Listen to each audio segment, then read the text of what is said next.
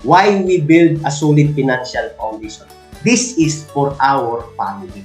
Nagpamilya tayo eh. Ay sir, wala akong pamilya, binata pa ako, dalaga pa ako. Well, may mama ka, may papa ka, may pakapatid ka. Kaya po tayo nagbi-build ng ating solid financial foundation para po makapagmadali tayong makapag-adapt kung merong pagbabago sa mundong ito. The economy, ang pagtaas ng inflation at saka tax. Pero alam po ninyo ngayon, bumaba na po ang inflation rate.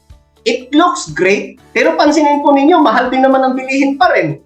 So, if you have the solid financial foundation, madali po tayo maka-adapt. At if there is a pandemic, then we are pandemic-proof. Pag may recession, we are in recession-proof. We are also a crisis-proof. Matibay ang ating financial future. Maganda ang buhay ng ating mga anak at ng ating pong kaapu-apuhan. And surely, we will become a wealthy people and we are stay well. Never allow your family to live in the house with a weak foundation.